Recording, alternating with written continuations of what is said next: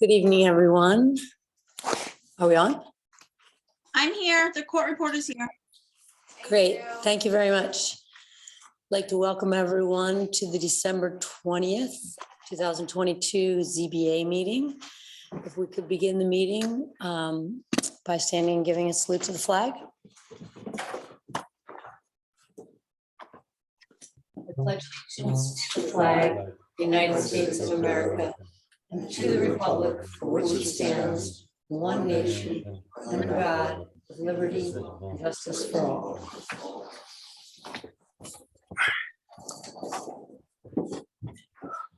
Thanks, everyone. So if we could first have we need to open the meeting? Yeah, I guess we did. Did we open it?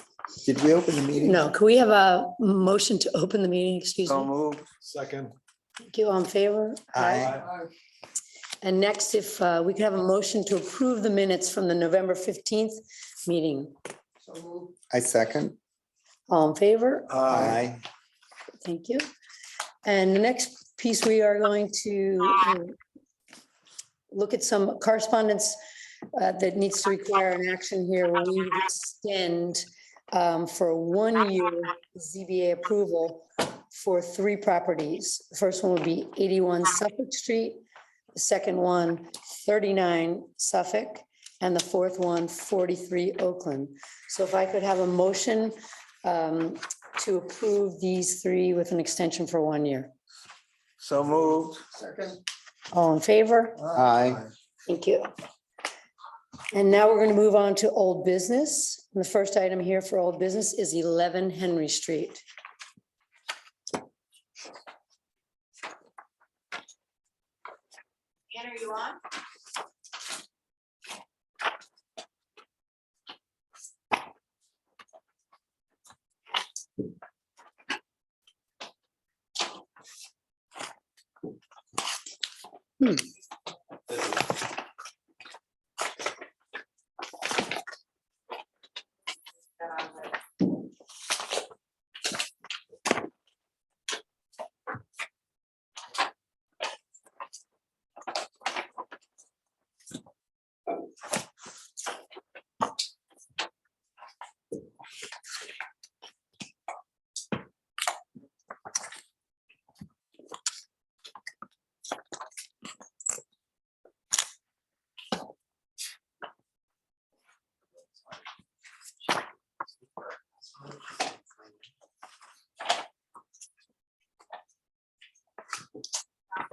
I think it's on the agenda.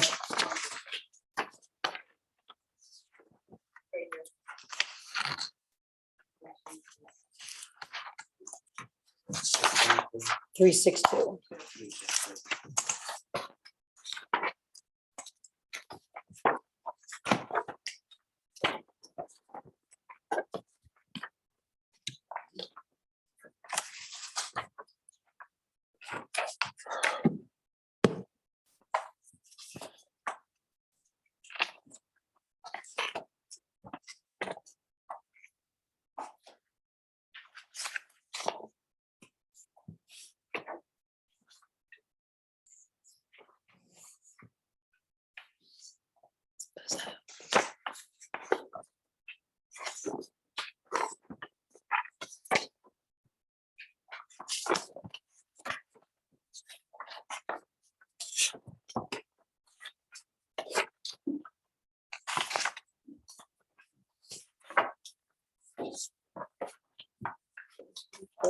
You want to go to 45 Hillside and then when you get Sure. done? They're just not getting in, huh? She's just not getting in. You may have to do that. So, Okay, we will do a second call on 11 Henry Street once they're able to log in. So if we could now move to 45 Hillside. Good evening, Andrew Kazin, Kazin. I'm with Bronster LLP, 156 West 56th Street, New York, 10019, representing 45 Hillside. We thank the board for allowing us to submit our application for a small variance with respect to where the owner's pool is being placed.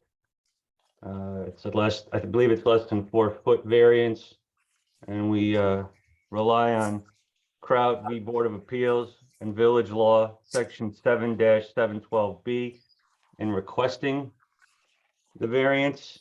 And that case sets forth that the board can consider 1, 2, 3, 4, 5 factors. And we submit that we meet 4 out of those 5 factors. Whether the variance would, 1, create a change in the neighborhood or hurt the surrounding properties. And we don't see how a 4-foot variance would impact there. The next consideration is whether the benefit can be achieved in some other manner. The pool is already installed, so that would be a no. Is the variance substantial? No, it's a very small variance. And whether there's an impact on the physical conditions of the neighborhood. I think it's tough to say that a 3.5 or 4-foot variance would impact the neighborhood. The only thing we don't meet in full disclosure is was a condition created by us, and yes, it was. So we're 4 out of 5, and we would respectfully request that the board issue the variance. So I have a question to ask. It appears that when the permit was issued from the ARB in 2016 to build the pool, because we had to go back since it was 5 years for the pool to be built, which does seem not of the norm. But at that point, on the survey, it said that a deck was to be removed, which has not been removed.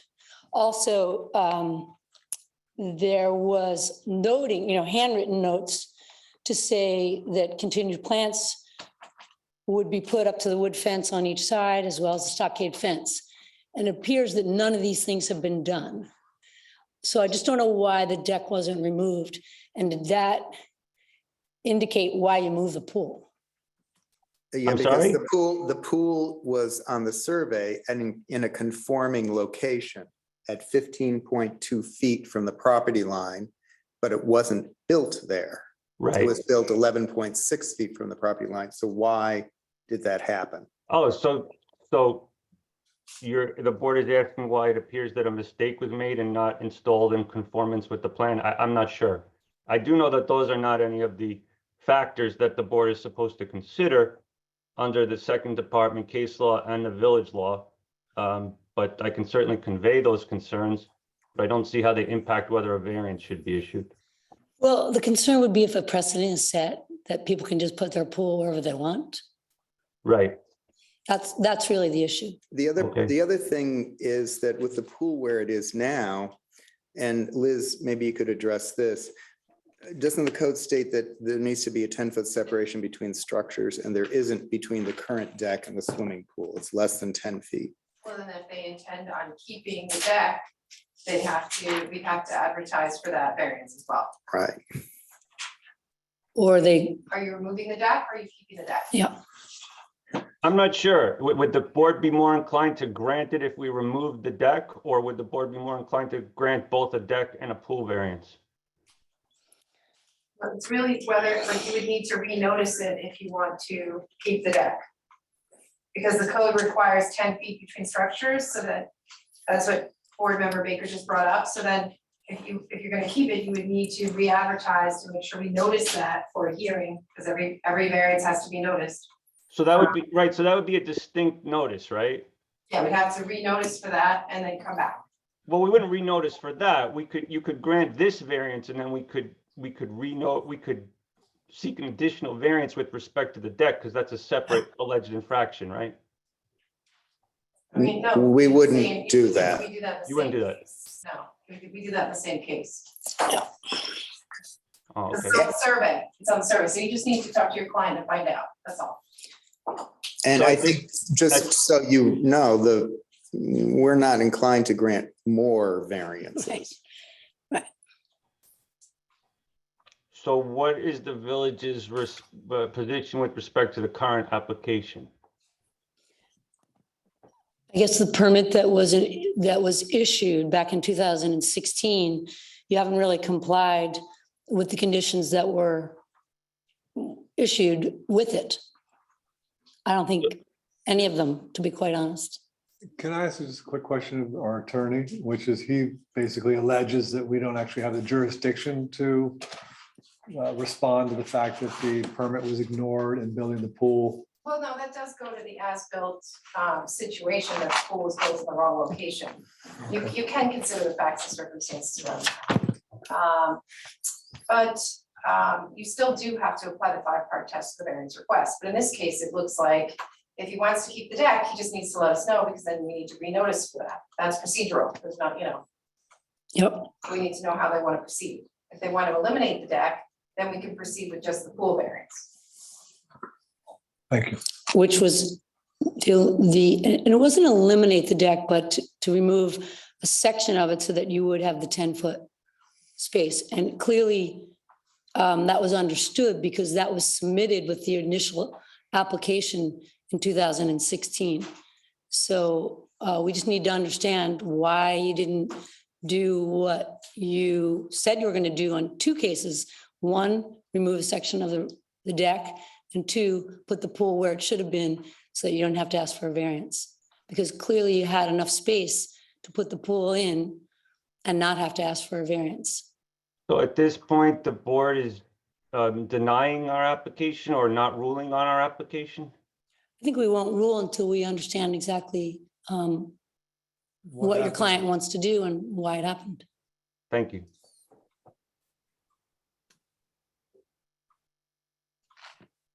So we'll wait to hear from you. Thank you.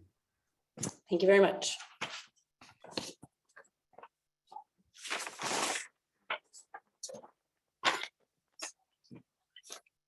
So we'll make a motion Is to, there anyone from the public who wants to be heard on this Alright. application?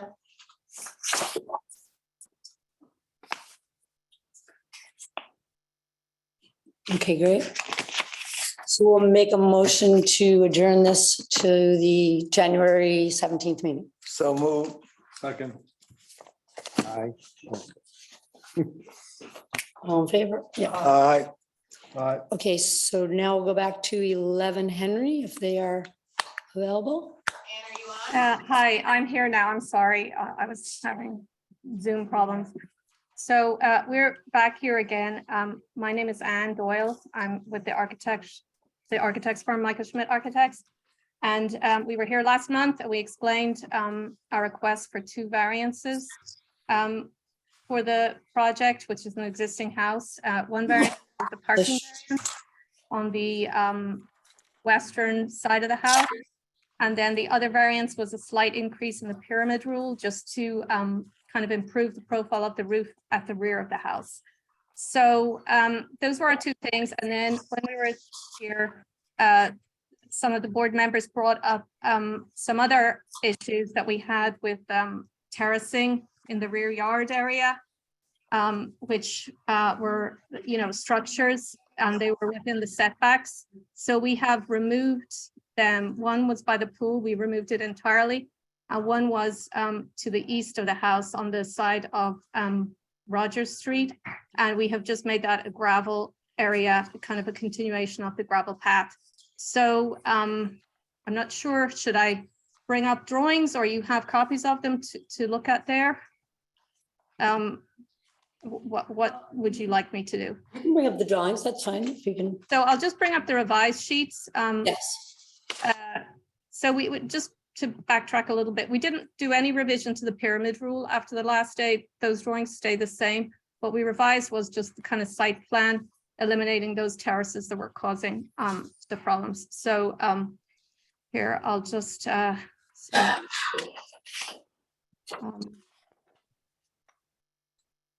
I can find the right thing.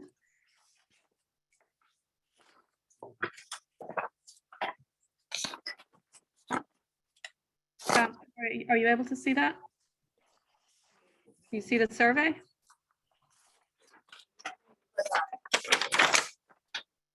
I hope everybody can see the survey.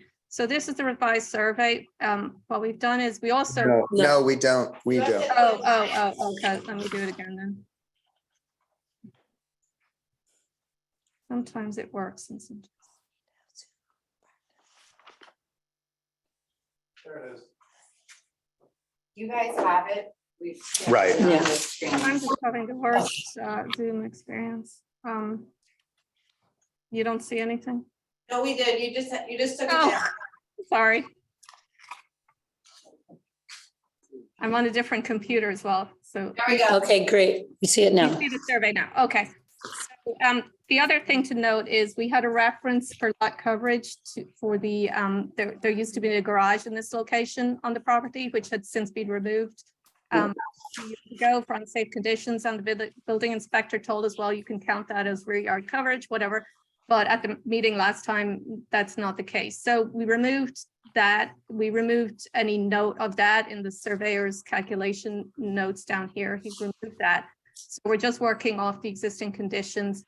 So we removed the note about the garage. We removed the terrace that was here. It's just lawn, and we've made this area, which was a paved terrace, so, you know, referred to as a structure. And you can see it was just crossing the setback line. We've revised that to be gravel. So that's kind of where we're at. So the total lot coverage you're proposing is Here, these, 29.7, is that correct? what we're proposing is what he has here. 28.3. The lot we're proposing is 2702. The existing is 2837. So it's actually, Okay, proposed, so it's 28.3%. it's, yes. Here, I can zoom in a little more. It's here. Yep, Yeah, Yep, looks like it's 28.3. 28.3, yeah. yep. Yeah, Down from 29. Down from 29.7. Yep. So Liz, I know that was not in the original noticing. Does that need to be noticed if it's getting less than the? No. If you're reducing it, you don't need to be noticed. Okay. I mean, there wasn't anything in the noticing about lot coverage at all. That's because they thought. There they wouldn't had- be if you're reducing it, right? Right, so it didn't need to even be noticed, I mean, I'll talk to I'll talk to Chris about that. right? I don't see it here, do you? I've seen it done both ways where they notice it that it's gonna get reduced, and then I've seen it not noticed. Well, I think part of it is because they Of the originally garage. thought that that wasn't gonna be an impact because of the garage, which really wasn't, you know, a valid point. And so do we have to worry about, the foundation? Wasn't that one of the elements that you had asked? I had that in my notes. That's the foundation. We don't have to worry about any pyramid points, right? No. I mean, as I recall, we were fine with the other variances. It I know was we just were a okay with question of the- the lot coverage, Okay, correct? yeah, it was, what came up was something we never even, we hadn't considered. So, yeah, okay, hadn't asked for, but it came up last time. right, I know if I'm fine with the driveway and everything. So, So Liz, are we able to make a ruling if we want to? You can decide, yeah. Oh, okay, we can decide, okay. so Are these variance requests current in this agenda? I'll just go back to the site plan, so we kind of, It's just 3 items, the drive area. 4 cubic feet and 1 foot relief on the side yard setback, and the driveway setback being 2.5 feet instead of 5 feet. Right? Those are the 3 issues. Okay. and no more pyramid. Yeah, they just brought up the lot coverage issue, which is being reduced. So we can mention that. Yeah.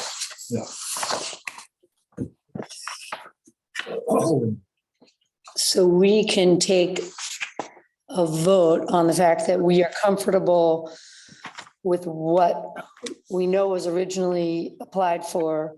In addition to the fact that you're going to be reducing the lot coverage from 29.7 to 28.3. And if we know, Do we need to get public input? Yeah. We need to get public input before we weigh in. is anyone here from the public?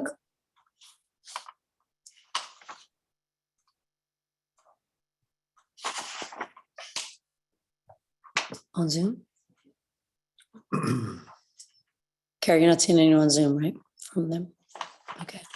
Right, so now you're gonna close the public hearing. Okay, so if we can have a motion to close the public hearing, please? So move. I second. All in favor? Aye. Thank you. I'm basically fine with I'm fine this. too. I'm fine. They made necessary changes and then the areas are very small areas, so I'm Right. happy with it. And given the two driveways are next to each Yes. other, I think that's where we were all pretty comfortable. Yeah, it seemed all like reasonable variance requests. So do we take a vote? We'll make a motion to have the attorney. Yep, make a motion for a vote. So moved. All in favor? You're right, the attorney to write up. Okay, so then if Liz can write up the decision as we've just discussed. Can we have a motion for that, please? So moved. I second. All in favor? Aye. Okay, great. All right, thank you very much. Thank you. Okay, thank you. Thanks for making the changes. Thanks.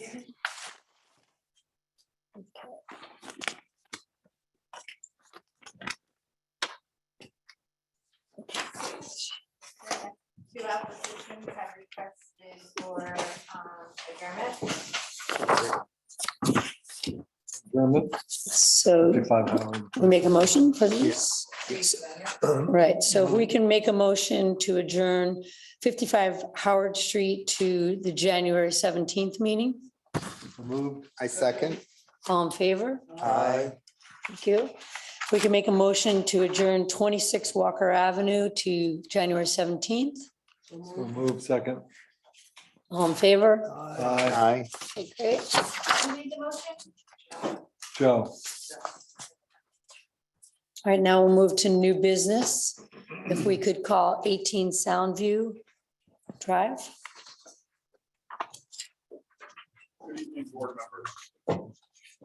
William D. Shapiro, 135 Main Street, second floor, West Hampton Beach, New York, 11978, for 18 Soundview LLC. We're here today seeking a variance to allow us to do we initiated the process with the code committee, and they kicked us over to you guys. We probably got a little ahead of ourselves going on first. So- I cannot hear, all I hear is papers. I cannot hear that speaker. Thank you. Okay, is it on? It's above you. Oh, right. Can you hear him now? Speak up again. I didn't hear. Yes, Okay, just speak up. We'll do the best we can. Thank you.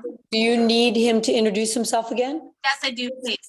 that's the Yes. first time anybody's ever asked me to introduce myself twice on Sorry. Friday. William Shapiro, 135 Main Street, second floor, West Hampton Beach, New York, 11978, for the applicant, 18 Soundview. Okay, Mr. Shapiro, could we swear you in, please? If you can raise your right hand. Oh, we don't need to. Okay, great. Thank you. We are before the board today seeking a variance to allow us to construct a pool in the front yard. That's really all we're requesting today. I mentioned earlier, we took this to the harbor committee, but they kicked us over to you guys. I think we probably got a little ahead of ourselves. But we paused that, and now we're with you guys seeking this approval. Okay, great. So it appears they have the right distances, everything seems, Well, did they have any comment about it at all, or did they just automatically? No, they actually did. We made some substantive progress with them, and then they kind of just told us, why don't you go to ZBA? So they did have some really good feedback. In fact, we had a whole, One, Nelson Pope and Gorgas did a whole, like memorandum with a bunch of proposals and recommendations and requirements for the pool. And frankly, all of them, you know, we don't have any problem with them, and I'm happy to share a copy of that memo with the board if you guys want to see what those were. Because I think it does speak to the fact that this project's not going to have a negative impact on the neighborhood or the environment. I guess the main question was whether or not they were leaning toward being in favor of it being on the you know, whatever distance they choose from the bluff. Sure. Giving my honest opinion, it feels like that they are going to approve us if we, you know. Comply with. Yeah, but that's just my hunch, and I mean, decisions sometimes go the other way. The only other thing I noticed was there are different distances from the bluff in our different drawings. Yeah. Is there one that's, I think I can explain why that is. So you're probably noticing a 5-foot discrepancy on the two of them, because we originally were gonna go for a 20 by 40 pool. Upon recommendation, we are gonna do actually 15 by 40 pool. So that's the extra 5 feet that you're probably seeing. but both the pools on the drawings are labeled 15 by 40. Well, maybe maybe it's got shoved over more or something. I don't I know. mean, there's like 2 identical of this document floating around that I think you guys have. And Well, it's this one and this one. oh, I see. These have different- Sure. So you have August 22nd? Yeah, so this is the same one that I'm looking at. And this Oh, one. I know why. Because this is going to the edge of like the coping, of like the blue side of the patio, I believe, because the tap 59 feet is still. Well, this says 66. You know, I'm not sure. I can certainly find out the reason for the discrepancy on those numbers.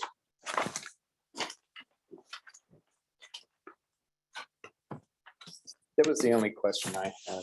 I also just want to point out to the board that I have Dan Hall from land use on the call. So if you guys have any questions that maybe are better suited for him as opposed to me, he's available to participate and give his 2 cents. He's been working pretty closely with me on this application on the project. Well, I guess really just the question is, do you have the proper distance from the wetlands so that the harbor committee is going to be satisfied? So I would say we need to look at the Nelson Parade pieces. I mean, No. if, I mean, our only question is whether or not we want to allow it in the front yard, and I'm fine with that aspect of it, right, because if you're in going, most cases, it would be the backyard. right, That's our, you know, that's our logic too. We're hoping that the And certainly board there's sees it the same precedent. way. And there are, in the particular areas, there are pools in the backyard, so I Right. have no objections to it. Thank you for pointing that out. I took a look at the aerials on GIS, and I mean, if I just threw a dart at the properties on the water in the village, most of them have, you know, a pool, and I think that's partly a credit to you guys for having the wherewithal to realize that this is kind of how it has to be in this type of a geographical area. assuming that it's properly, there's enough distance. I mean, some houses can't because they don't have Right. enough room to do it, but where you do have enough, and as long as we are the proper setback from, There are no issues with setbacks, none that I'm aware of, none that have been brought up to my governing entity. so if we can make a motion, No, we need to The public. have access to the public. Well, this, I'm Dan Hall from Land Use Ecological Services. I just wanted to bring up one important aspect that one reason why we can't put it in what's classified as the backyard is because there's an existing sanitary system there. And we're going to be replacing that with a new IA system. So that makes a hardship for us to actually locate the pool on that side of the yard. thank you. I mean, it happens a lot on the water where you have to have the sanitary on the street side and the pool ends up having to be put on the water side. And as part of the conditions of approval, we're gonna have to obviously install one of those new septic systems. So, you know, to me, this project actually helps kind of, you know, the community as opposed to being any type of detriment. And just additionally, what Dan said about the septic, there's also, I believe, there's like a concrete driveway there too. So it would, you know, certainly not be impossible, but it would definitely be a little owner has to try to put a pool there, and it just wouldn't make sense. I mean, it would be boarded on one side by a neighbor's driveway, it would be boarded on the other side by Soundview Drive. It would just be silly, and I think aesthetically, for lack of a better word, really ugly. No, the street side is nice the way it is, sort of the way the driveway comes in and stuff, so. It's a beautiful home, I mean, it really is. It's very unique, and I think it's just an opportunity to make it even more unique and add to the beautiful houses that are in the village. So can I have a motion that we would direct Liz? We did. That we would ask Liz to do a write-up to approve that the pool could be in the front yard. And that you'll work with the harbor committee for any of the proper distance. Yes, we're gonna probably be before them in January. I think we have to kick it in December, November. Before November, October. So we're gonna go back to them next. So motion, to- Second. We need to close the public hearing now. You have to close the Public hearing first. all right, sorry, That's okay. my brain is somewhere else tonight. If we could first close the public hearing, have a motion to move, I so move. Second. all in favor? Aye. Now, if we could have a motion to ask Liz to write a decision to make the approval to write a variance to put the pool in the front yard. All in favor? Or make a motion, please, I- first. So moved. Second. All in favor? Aye. Thank you very much. You're welcome. Thank you for your time. Thank you. Thank you. Can I just ask a question of our attorney?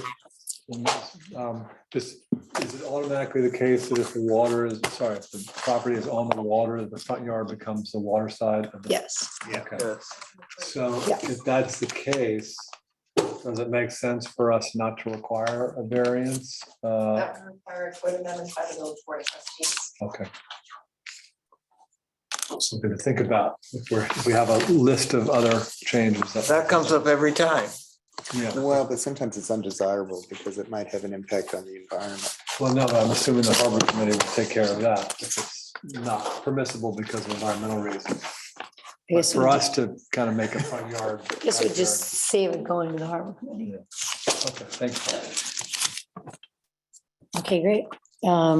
Now if we could move to 88 Redwood Road.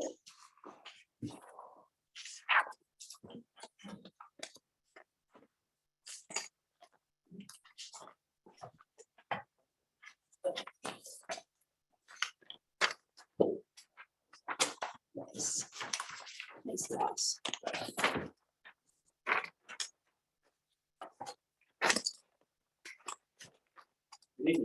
Good evening. If you could turn the camera again. Turn the camera.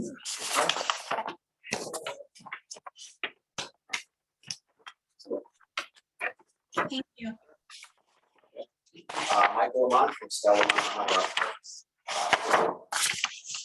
Michael, if you could be a little bit louder because she can't hear. Okay, okay, Sorry about that. I hear a lot of papers okay. Rustling. rustling. And I think we will need to swear you in unless you're a lawyer. We could swear both. This is John Wheelan from. John, you are a lawyer, I am correct? not. Oh, sorry. Okay. All right, if you can, John and Michael, both raise your right hand. Swear to tell the truth, the whole truth, and nothing but the truth. I do. Thank you. So we're here tonight, I don't know if you want to hold the site plan order. So 88 Redwood is a project we've been working on for a while. We've had 4 different iterations through the harbor committee, and we have approval from the harbor committee. We kept making the house smaller, retreating from the water. Just have a few numbers here. And so on this particular lot, the maximum building coverage, Sag Harbor maximum building coverage is 3150, and we are proposing 2535. So we've reduced the size of the house below what's allowed on the site to satisfy the harbor committee. The rear site plan first.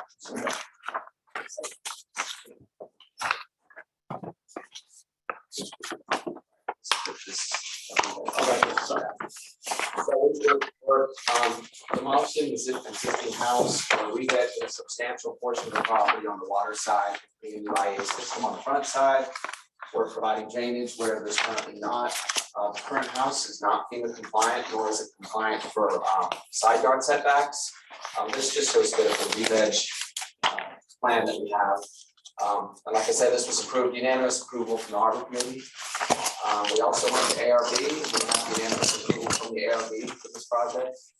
And the reason we're here this evening is that by the fact of retreating further from the water, we had to put the house, as the house got smaller, we actually had to put it right up against the building setback line, the street setback line, the 30 feet from the street. And so what that's done is, I can kind of sort of walk you through this here a little bit. So, I don't know if this is better, I'll come up here, hold this. So the house is designed as a series of these sort of distinct pavilions. And we've done our best to sort of minimize the overall scale of the house. The renderings you can sort of see, these drawings here, this might be easy. So this is a view from the street that we have, basically have a glass corner that's happening on the southwest side. And we kept pulling the house and making the house smaller as we got closer to the street. We have a louvered panel here. This is the only area that's, so basically the house faces north. So the way that we designed this, we have, kind of a passive heating strategy with this glass corner that's in this open stairs going up. So we're using that to, provide heat in the wintertime and provide light throughout the house because the house with minimal glazing on the sides, just due to some privacy issues. But what in the summertime, we would like to have some sun shading and just overall, improve the overall architecture, not necessarily just clip the corner, which you see from this drawing, what would happen if you follow the street. So we're requesting this corner to complete this roof on this corner, which basically gives us some sun shading in summertime. I think it sort of simplifies the overall architecture. And I don't think has any detriment for the neighbor or certainly coming from the street. And the glass corner meets the setback, it's just the Yes, roof, it's just right? the overhang, Yeah. it's just this section of roof that's. Right. So we, the architecture review board, like this, encouraged us to pursue this, to keep the architecture nice and simple and clean. And like I said, that we had unanimous support from, I think, all the board members on the ARB. The second component that we're here this evening is that the house is raised to be FEMA compliant, so there's no basement or crawl space, and it's gotten smaller, and we're a few hundred square feet below the maximum GFA in the village as well. So we're really pressed for figuring out a mechanical system, efficient mechanical system on the house. So the roof is a foot below the maximum height for the village height limits, which you see basically we're contending with pyramid setbacks from the side. So we've done this sort of volumetric shift to make the house fit and not be too sort of awkward. It's all sort of how it's overall form. But what we would like to request the board is that we have this 3-foot bulkhead that's up on the roof above maximum. It's not above maximum height for a pitch roof, but it's above maximum height for a flat roof. And as you see the renderings from street side, it's pushed back and I think it nicely corresponds with the overall architecture. But we did a couple of renderings from 10 feet off the ground. So if you're standing on a 10-foot ladder, and you can see it's basically a wood louvered sort of screen, bulkhead that's set back from the roof that I think sort of works with the overall architecture. And there's no actual roof there, it's not a room. It's No. just a parapet wall. It's 3 feet tall, and we'd like to put some mechanical equipment. We'd like to put an air handler up there to really press for space. There's no basement crawl space. And like I said, as the house got, every iteration to move the house further back toward the street, that we would, the house would lose square footage. So the house is on a slab, basically, or? It's actually going to be on it's going to be on a slab, but there's going to be just a few inches of crawl space below the floor framing. So that if there was any water event, that we can get a sump pump down there, pump any water out. But there's nothing, No. Just so the board knows, because I did mention this to Gene, we've not ever granted this variance before for height. in the village that I recall. Doesn't mean we can't, but we just haven't in the past. But this is also fairly unique, I would Yes, imagine. in so that we they don't could have- distinguish it. In order to be FEMA compliant, they don't have any crawl space or basement, right? So they. And the width of the property is how much? It's actually in the packet that's submitted. All right, I'm gonna, we can find it. That's, And I have the pyramid. I'm just trying to figure out the uniqueness of this that will help. Yeah. The other thing about that law, the intent of that was, it wasn't just about height, it was to limit a sheer wall facing a neighbor, meaning you can only have a wall that's 25 feet high. Otherwise, it could be more than that, which was felt to be oppressive. This is a different situation where it's actually in the center, Which is So- really helpful. which is It's helpful. setback. So you're not blocking or causing a shadow on a neighbor, which was probably one of the things that, Right, one of the people were things concerned about. Right. right? And again, you wouldn't see it unless you got up 10 feet on a ladder. So these are, these renderings are accurate in that sense, It might be unique, but I tend to do that just to see what my neighbors are doing. I have a 10-foot ladder. I just get up there, once a week just to see what's going on. We like to make sure our buildings look good from all sides, and nobody's ever gonna see it except for the ladder. Yeah. So that's the idea that we can, like it says, the existing house is, it's not in compliant, it's not compliant to side yard setbacks. much closer to the water. And it's much closer to the water, and we veggie a significant amount of property on the water side, and like, so the harbor committee, I'm not sure. We give a lot of unanimous support, but we got unanimous support from the harbor committee. So I guess we should see it in the public. Did you get any feedback from Neighbors, neighbors, either yeah. pro or con? We don't have any, everybody's been posted, we've had to post on all the harbor committee meetings as well, so we had 4 of those. Certified mailing and no comments. So everybody knows, what's happening here. So I guess we should ask, is there anyone from the public that would like to speak about 88 Redwood? So I mean, I think that's, given that you've done all the noticing that you've done. Now, have neighbors seen it or anything? Have anyone talked to any of the neighbors? I know the owner has talked to the neighbor, to be to the east. And regarding vegetation, and they've been sent the plans for the house. Okay. This owner. That's great. Connecticut, so it's time here, but there's a extensive re-veg plan for privacy for both sides. And I think that was also worked out, and I don't know whether they saw that or didn't see that, but that was part of the application to provide that privacy on the sides. Great. That's my- Any other questions? Ham, you have anything? No, Where are any other utilities located, if not in that? We're gonna have some Rooftop. utilities raised on the side. Sorry, the plans, I can use these down on here. On the side that we're gonna have, that actually show up on the survey. But basically on the side of the house, on the basically the east side of the southeast side of the house, where we have some area that we have some elevated, condenser in there. And a small generator. And that means that some of the accessory structures. It does. Okay, great. The bulkhead on the roof is really, it's more for getting some of the towards an area. We are a system to kind of provide that for all spaces. And you're gonna have solar panels too. We're not planning on solar panels Oh, now. I thought- I don't know if it's going to be required. Oh, yeah. I'm How come sorry. this is saying solar I'm sorry. panels? We are. Are you actually the architect on this? I grew up on that. I'm like, wait a minute. Okay.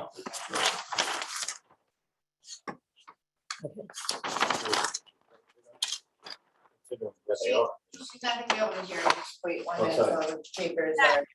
Something was cutting out, so go ahead.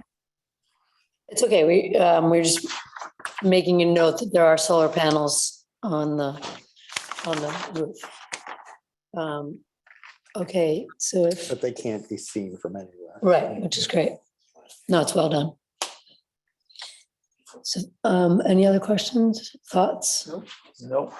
I mean, I think that just to add to our uniqueness? uniqueness, that Yes. we say that it's the parapet, it's just a parapet wall, it's toward the center of the property, and it's, required because of having to elevate the house because of FEMA, and Mhm. also pushing the house back because of the harbor committee. So all of those mitigating factors Lack of make it basement or crawl lack of space. basement and crawl space, and also because the house, if it gets small, it's not probably feasible for the mechanical space in the house, so. And like I said, we're about, I think about 300 square feet or so below the GFA, so we're less than, and significantly more for overall building coverage than what would be allowed in this lot, just due to actually having to pull the house back and have more three beds on the water side. No, that's appreciated. Thank you. So if I could have a motion, I wait, might not be able to get this one done by January, because I have another decision we're gonna have to write, it's gonna take me a long time, so. I have 3 decisions on for that meeting already, so maybe that they consent to it being issued in February, February meeting. Certainly. Thank you. so I could have. You have to close the public hearing. We can close the public hearing for 88 Redwood. So moved. I second. All in favor? Aye. Great. And so now if we could have a motion to ask Liz to write a decision that would be ready for the February meeting, granting variances that we've just discussed. And making note that there is multiple unique factors about this property, given that raising the property due to the FEMA, hence not any space underground to put the mechanics, and then it's really just a parapet and you've taken the time to move it back so that's not really noticeable or having any harm to the neighbors. Okay, Thank you very much. we can make that.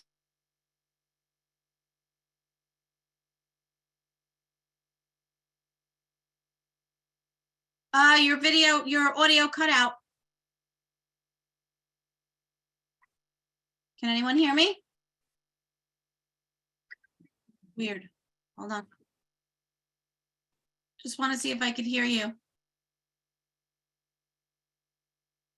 There we go. Came back. I don't know. Came back. It's so good. So at what point did we break out? I got your vote for the last one.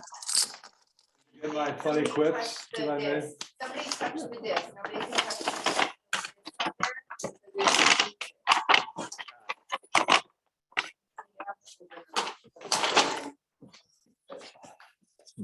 Got my funny little quips. You may have missed them. Okay, now we are going to open the public hearing for 11 Bridge Street, 2 Westwood, and 31 Long Island Avenue. Open I it. so move. All in favor? Aye. Okay. So before we begin the process here to discuss this case that involves 11 Bridge Street and JAB 2 Westwood Street, I just want to take a moment just to talk about what we are going to be doing here. We are going to be looking at this case that is an appeal to the issuance of the building permit number B220120 involving VAC Enterprises that was issued on October 31st of this year. So I and the entire ZBA understand that 31 Long Island Avenue has been both controversial and emotional for many in the village. And we are here this evening just to hear the facts as they are presented by both sides. And we'll be providing time for the 2 legal teams to present, as well as members of the public that are interested in presenting. But I must ask that everyone is respectful and that they are civil to one another. It's very important. We appreciate all the care and the concern that everyone and each of the participants have for the applicants and for the village. However, I must be very clear that the role of this board is to hear the facts regarding the property, not the individuals. We realize that this can be difficult, and we understand that. But our job is to apply the appropriate code to the land, not the people. So with that, we'd like to begin the process, and if the lawyers for the application are going to begin. Good evening, everyone. Tiffany Scarlato, 45 Division Street. And I'm here on behalf of the applicants in this application, 11 Bridge Street LLC and JAB2 Westwater Street LLC. As you said, Chairwoman, we're here to appeal the issuance of a building permit that has been issued to Vax Enterprises, Inc. at 31 Westwater Street to construct a more than 3,500 square foot commercial building on that lot, which is within the office district, the waterfront overlay district, and the historic district without proper approvals. Much fodder, I think, I did present quite a long memo to the board, and I don't expect you to have read it by now, so I'll just go over it very summarily because I will rely on those papers. And basically, a lot of fodder has been made about the 2008 attorney memorandum that was issued, upon which this building permit has clearly been issued. It's attached to the building permit. The 2008 memorandum, as we all know, occurred as a result of remediation that was going on at the Keyspan gas ball property and the related property, which is 31 Long Island Avenue. And around that time, a memorandum was issued by the then village attorney, which said that the Vax Enterprises would have had 3 years to reconstruct the dimensional nonconformities on that building once they got the building back. The memo becomes sort of irrelevant in 2017 when Vax submits an application to the board, to the planning board, and receives a turn down letter from then building inspector Tom Priato, which is dated July of 2017. And in that memorandum, he basically says to them, in addition to citing the various variances that were going to be required for the project, he also makes a very important statement and legal determination that again has been made by the building inspector, which said that their time to construct the building with the dimensional nonconformities that existed at the time it was demolished expired in 2018, in April of 2018. So in 2017, Vax became very aware because they received a copy of this turn down letter. They then proceeded in the process through the planning board for a substantial amount of time. And in the memorandums that came out through Nelson, Pope and Voorhees, they have always noted at the bottom of those memorandums in a footnote, by the way, there was a memorandum issued by a determination made by the building inspector that the time to develop this property with dimensional nonconformities expired in 2018. And they progressed through the process for a number of years. And suddenly this year in 2022, in October, the village received a letter from the applicant, from Vax Enterprises, withdrawing all prior applications for the project. And on October 31st, a building permit was issued. As of today, that building permit was issued without approval from the Village Board of Trustees, who has jurisdiction over the project via the waterfront overlay district for a building over 3,500 square feet. There's no site plan approval issued by the planning board as required by the village code. There was no waterfront consistency review completed by the Harbor Committee, which is required before a building permit would have been issued. There is no certificate of appropriateness issued by the Board of Historic Preservation and Architectural Review as required by the village code. There is no approval in the file, nor is there an approval at the Suffolk County Department of Health Services for their sanitary wastewater. No SECRA analysis was completed on the project prior to the permit issuance on October 31st. So very simply, I think what we're talking about here is a matter of process. As I said before, I will rely heavily on my papers. There really isn't much to say because we are dealing with the facts. And it's not easy for me to be here this evening. I've represented many clients and many projects in front of this board, small projects and large, local people and people from out of town. And I do this because people need an attorney to help them negotiate and navigate the process that we have in the village, which can sometimes be very difficult. And I do this, because everyone should be entitled to participate in the process. And not everyone has liked all of the projects that I've worked on. I've been yelled at in hearings. I've been yelled at by board members. I've been yelled at by members of the public, both in and out of that meeting room. But I do wish that our discourse could be more civil, but at the end of the day, it's more important that our projects are debated in the light of that meeting room before a building permit is issued. And tonight's hearing again isn't whether a project is good or bad, or whether an applicant is good or bad, or whether a property owner or good is bad.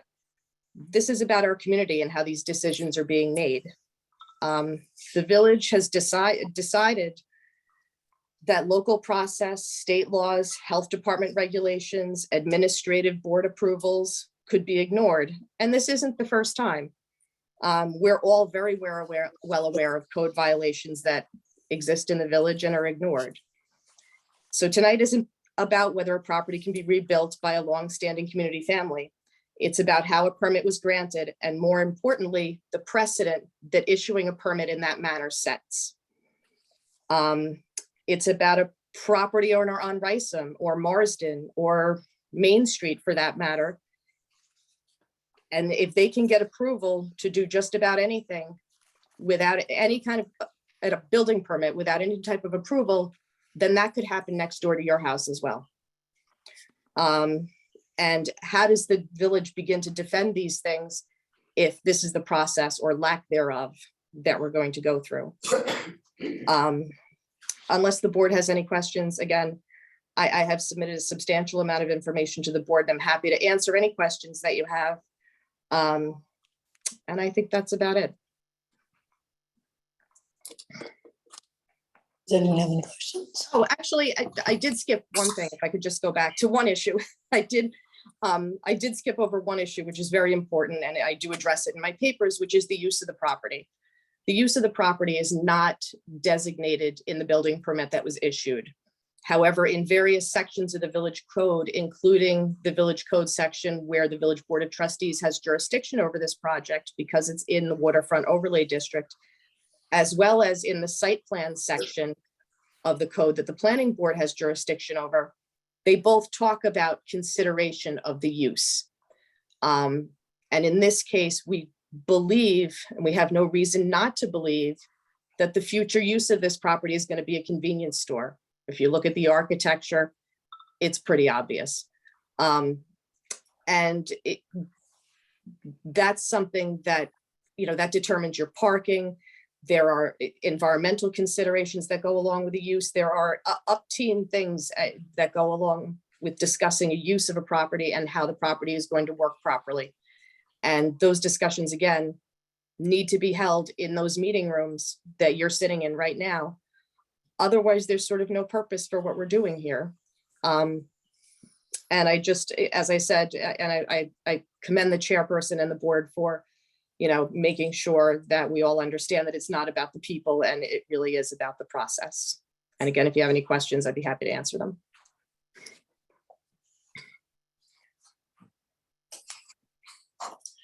I think we will need some time to read what you did supply with us today. And I think at this point, we should ask the representative from 31 Long Island Avenue to speak, and then we'll go to the public after that. So let's do those steps and then we'll go from there. Thank you, Madam Chair. I just have a moment just to gather my things up here. Sure. I don't need the microphone, right? You can hear me. It's above you, yeah.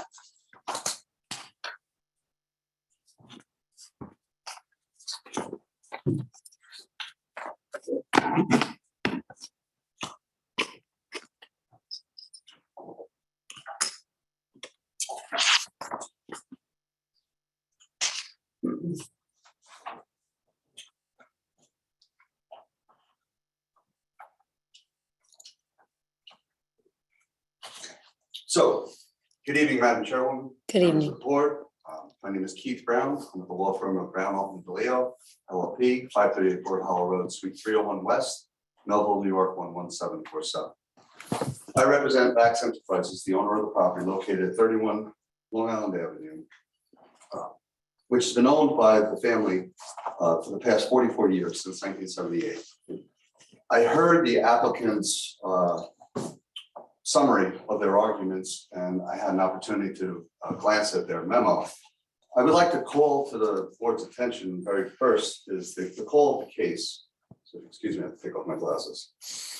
So the call of the case says, application of 11 Bridge Street LLC and JAB Westwater LLC to appeal the issuance of building permit number B22-0120 issued to Vax Enterprises LLC on October 31st of 2022, for property located at 31 Long Island Avenue, Sag Harbor, Suffolk County Tax Map number 903-2-2-9, which authorized the construction of a, quote, one-story building with retail use that may require further review. This permit is for a shell only, and will require additional permits for the interior build-out. Permit is in accordance with the letter dated March 17, 2008 by Sag Harbor Village in regard to cleanup of the site under jurisdiction of the state DEC and allowable replacement of the building and its uses, end quote. It says the application made pursuant to Village Code, section 300-12.4 and New York State Village Law, section 7-712, sub B1.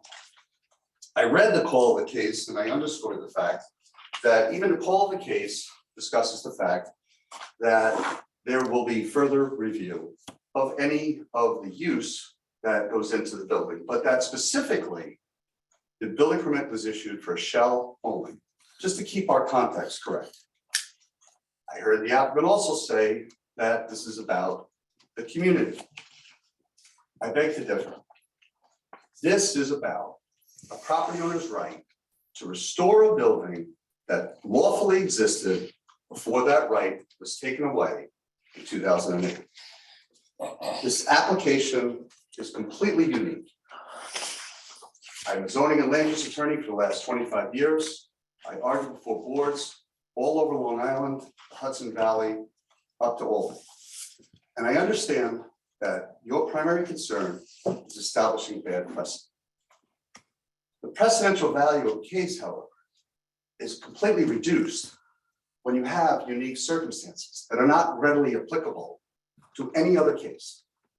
And I dare take it that I don't think there's any other applicable case where a building existed next to a site that was owned by a public utility that was contaminated, and that they had to enter a consent order and decree the New York State DEC for remediation, entered into a very detailed lease for that property. In addition, that the property owners complied and cooperated with that remediation for the benefit of the entire village, so that that toxic soil that was beneath the building could be cleaned up, and is cleaned up today.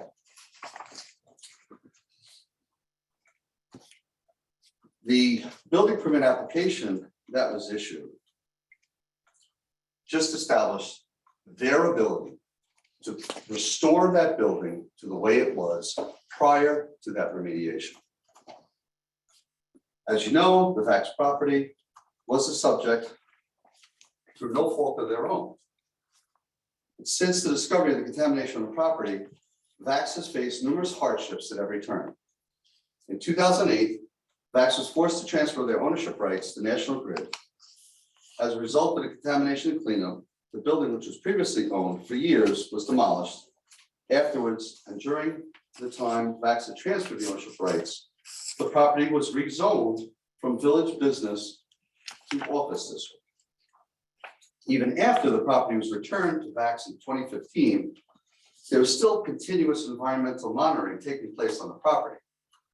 I would like the board to recognize that the monitoring continued for many years because, as you know, with contaminated soil, you have to monitor to make sure that any of the leaching that's coming from the adjacent property doesn't continue. It could be water contamination, right? And that dirty water contaminating the adjacent site. So the preliminary geotechnical assessment, which gave VAX the ability to rebuild the building on the property, was not received until February 5th of 2020. And I have a copy of the GEI consultant remediation report with me tonight. I understand from my discussions that most likely the decision tonight will be held over and that the record will remain open. So there's no need for me to submit the exhibits to you tonight. I could submit a memo and attach all the exhibits to you then. So shortly after VAX received the 2020 assessment, on August 11th of 2020, a moratorium was put in place by the Sag Harbor Village Board of Trustees, which temporarily suspended planning board approvals in the waterfront overlay district in which the property is situated. So it was not until December 21st of last year, 2021, that VAX was able to get an exception to the moratorium.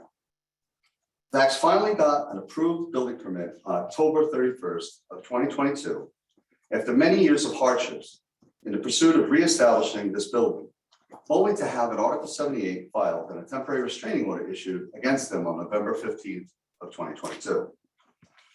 The opposition has placed obstacles in the way of reestablishing the building at every turn, while VAX has worked tirelessly to restore the building that was once located on the property.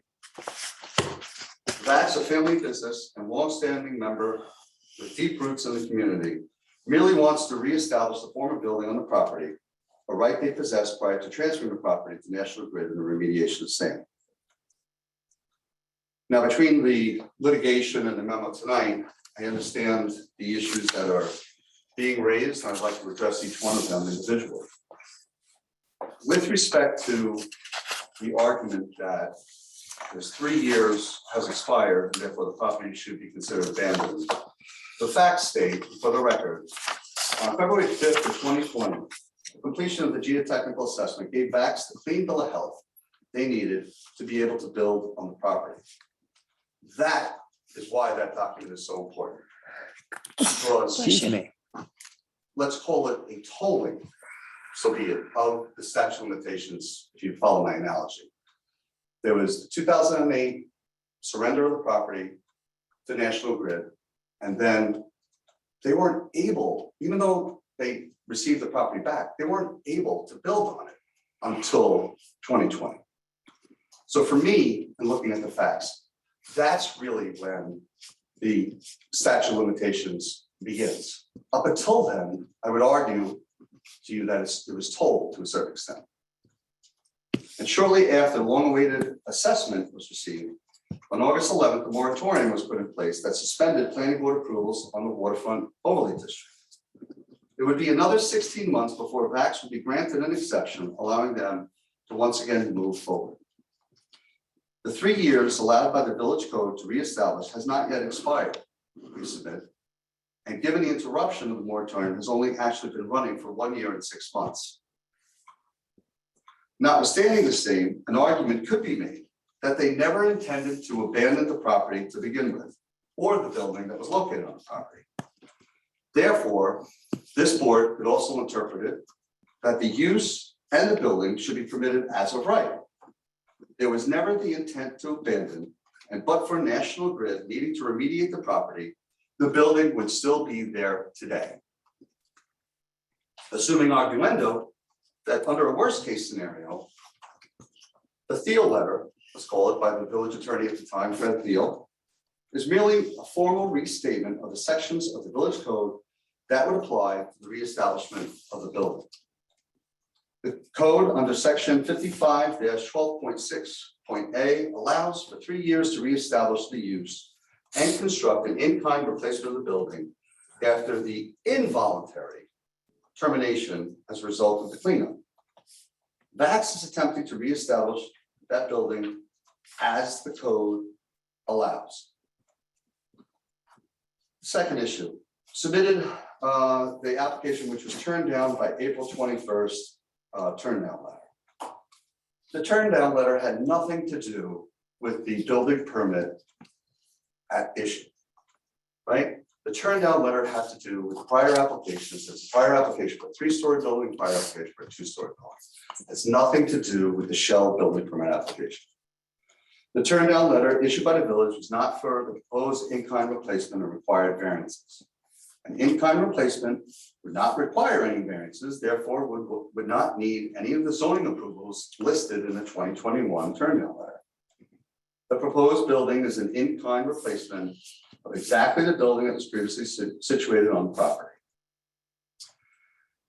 And I'd like to take a moment to discuss the doctrine of estoppel, which your counsel can no doubt explain to you in further detail. But in general, there's a doctrine of the law called municipal estoppel.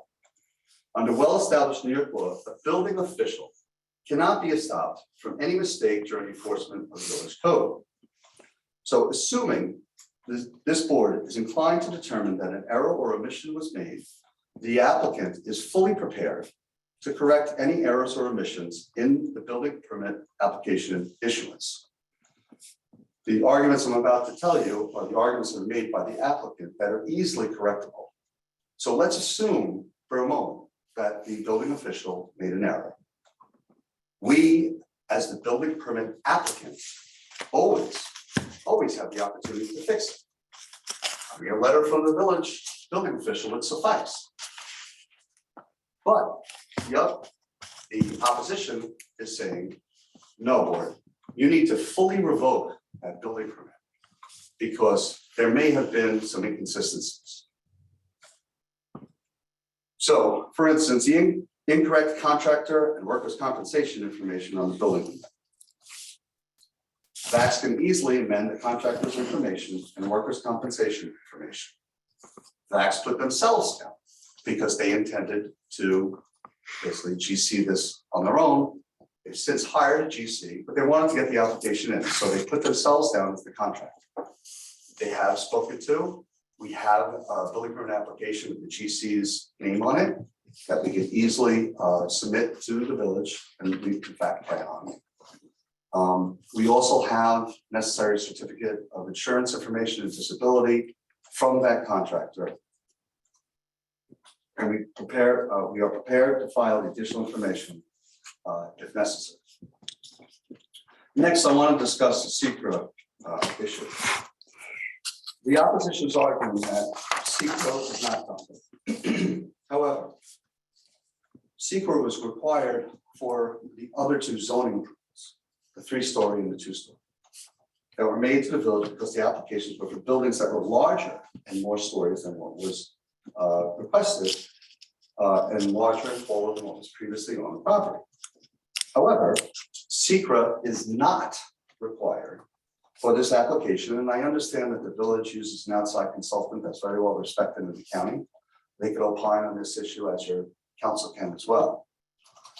But SECRA is not required for this application because under 6 New York CRR, section 617.5, sub C, sub 2, the replacement, rehabilitation, or reconstruction of a structure or facility in kind on the same site is not subject to SECRA review unless it meets or exceeds the thresholds in section 617.4, which this project does not. In addition, SECRA review is not required under 6 New York CRR section 617.25 for an action which is ministerial in nature, involving no exercise of discretion, including, and it states, building permits where issuance is predicated solely on compliance with the relevant local building and preservation codes. Next, The issue of the Suffolk County Health approval and whether or not it was obtained. To obtain the Department of Health approval, the final density needs to be known. Since this was a shell application and the use was not determined, no Suffolk County Department of Health approval is necessary. When the use is finalized, the VACs will obtain their approval from the Department of Health, and Suffolk County Department of Health approval will be needed prior to granting a certificate of occupancy, but is not required at this time for the issuance of a building permit. The question of whether or not the proposed building is larger than what was previously on the property. The building previously on the property was 3,334 square feet, according to the plan prepared by John F. Karlinski in 2009. We have with us tonight, hasn't been submitted yet, but an amended site plan which would have a building of 3,332 square feet, which would be less than the previous building by 2 square feet. The buildings are nearly identical, except for the former dead space located on the rear of the building, which is now being utilized. Even with utilization of the dead space, the amended site plan still comes in smaller than the building previously on the property. And we are prepared to amend the building application to submit the revised plan, which matches the prior building exactly, but for that 2 feet. Included in the memo is the issue of the parking variance required. The property originally provided for 6 off-street parking spaces with 16 spaces grandfathered under village rules. The proposed plan provides for 10 off-street parking spaces, or 4 more than what was previously there. The parking variance that is required is a pre-existing variance that went along with the original building. As many of you know, variances run with the land. We've also submitted a parking study prepared by Schneider Engineering, which includes the determination that was made by the zoning board previously for the 16 stall variance. Furthermore, the 10 proposed spaces combined with 16 grandfather spaces results in 26 spaces, is more than the 22 spaces required for the project. Essentially, the 22 that are required, there was formerly 6. We're proposing 10 plus the 16 stall variance gets us the 6 plus the 16 gets us to 22. Last, there's an argument that's been made, it was made during the litigation, that the surrounding area would be potentially damaged. I find this very hard to believe, considering that formerly there was a building there from at least 1978 to 2008. The claim that there would be irreparably injured when prior to 2008, the building permit would have been issued as a right to VACs has no merit. In addition, the claim that the building would quote, damage the character of the neighborhood, along with their unspecified and unverified traffic and parking concerns are also without merit. And I'm sure this board knows New York State case law does not permit this board to consider generalized concerns by the community that are not supported by empirical data from an expert. No empirical data or expert testimony has been provided to support their contentions that the other local businesses will suffer because of potential inconvenience of traffic congestion and lack of parking and property values that would decrease if a convenience store was built. But again, we're not here to talk about a convenience store. We're here to talk about the shell building that existed prior to 2008. Also, from an issue of standing, they have to submit that to get standing, they have to show a particularized injury that's different than the public in general. Furthermore, a claim that the construction of the building would lead to economic harm due to increased business competition is also without merit, since this permit application is merely to reestablish the building, is not connected to any use. It's stated in the building permit, as I read the call of the case, is for shell only, and therefore any concerns about competition and economic harm are unrelated to the permit application.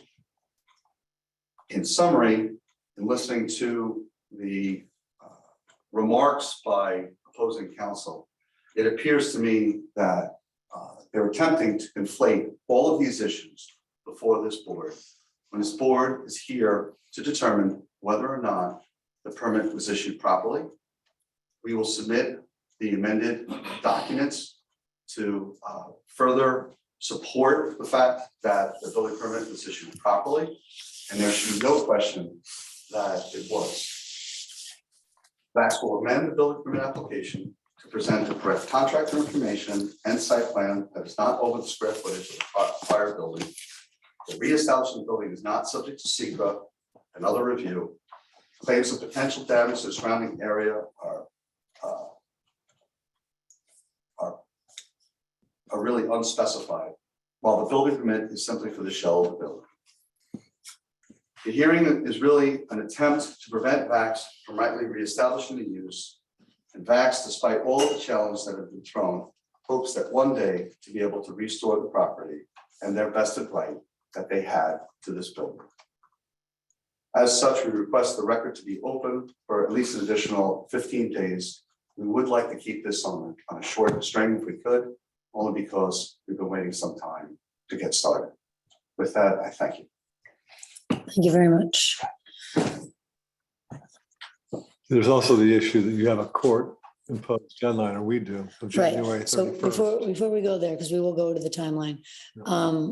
The public, if there's people here that would like to speak from the public, Tiffany wants to speak one more time. I just have a relatively quick question for the board. And I would ask that we incorporate the building department file, the zoning board file, and the planning board file into the record for this application this evening, so that we all have all of the paperwork with respect to how this application has proceeded. understood. Thank you. And is there anyone here from the public that would like to speak? Yeah, I was standing behind Mr. Scavone. If you can just come up to the podium. All right. Thank you, and state your name. I was standing behind Mr. Scavone. Wait, could you state your name, My name please? is Gary Rubenton, a resident of the village. Been here for 45 years. I was standing behind Mr. Scavone when the owner across the street threatened him that he would keep him in and out of court to prevent him from building his building. And I don't understand how a guy can threaten someone like that and prevent him from building a building that he's had on that property for a long time. The whole family came here in the 40s and built this town to where it is. And now the people from the city come out with the money and they destroy it, because I'm in construction all day long. And I watch people that have money get the audacity to change or threaten people to go to court to get what they want. And if that's right, if I were to do that and come before you and ask you, can I do this? And I don't have the money to do that. I'm a hardworking man. When I see someone threaten my friend that I've known for 40 years and his family, and tell him that he will keep him in court for as long as he can because he's got the money to do it, that's unfair. And that's all I gotta say. Thank you very much. Anybody on Zoom would like to make a comment? Please raise your hand.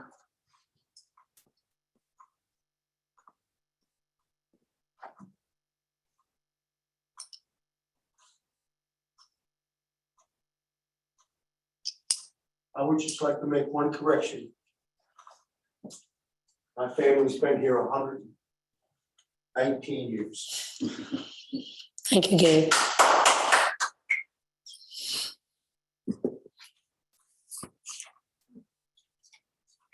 Seeing anybody, Carrie? Anybody on Zoom? Last chance? Say now. So we want to thank everyone. Is there something coming in there? You're double. No, she has it open. Okay, good. Okay, great.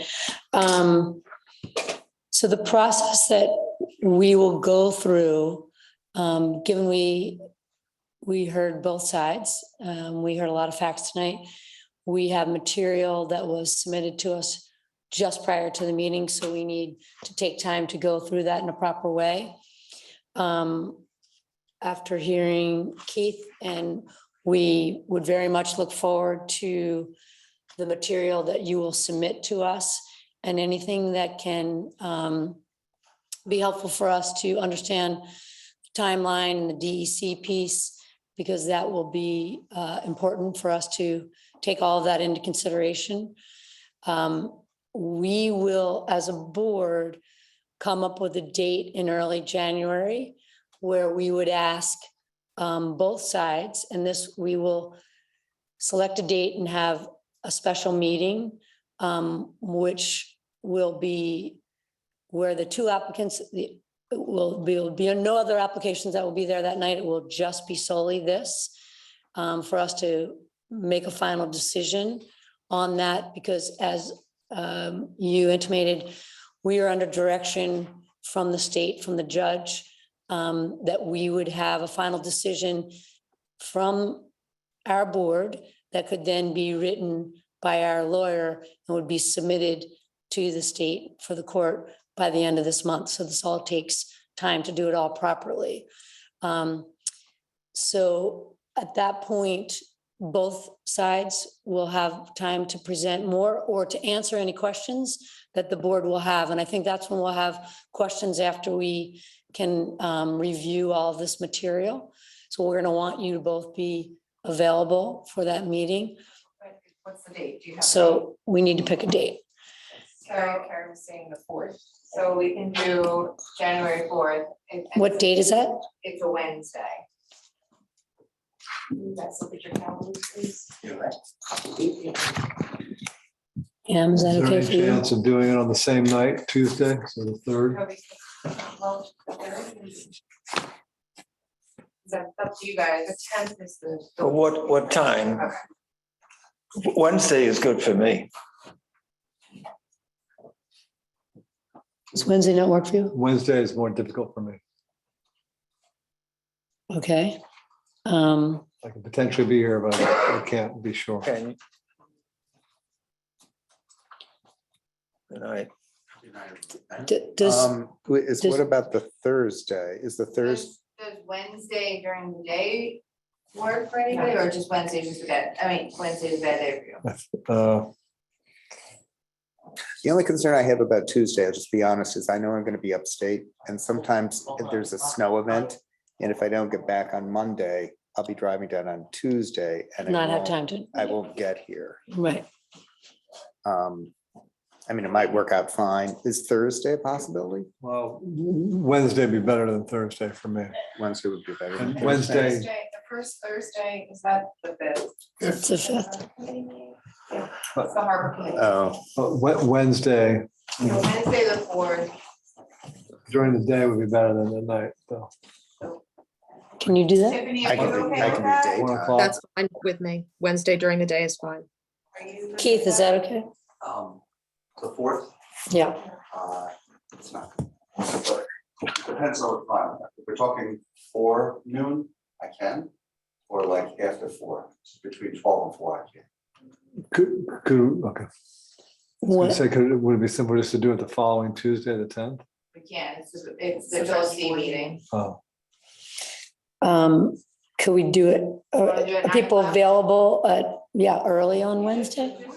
Just so you know, when mornings, the commute is longer, so. I'm gonna Zoom. I'm Oh, gonna be home. okay. All right, so do we want to do 9 AM, January 4th? That's fine with me. Fine with me. Ham, is that okay with you? Joe? Yes, that's good That's with fine. me. Tiffany, it's okay? Fine, yes. So we're gonna keep the hearing open though. Yes. During that day, and then we'll do a notice for this special meeting. So Wednesday, January 4th at 9 AM. And at that point, so Liz, it's a public hearing, people can be listening, but only the lawyers for each side will be participating, correct? No, if it's an open public hearing, everyone gets to speak, even the public. Okay, And are we scheduling an hour or how long?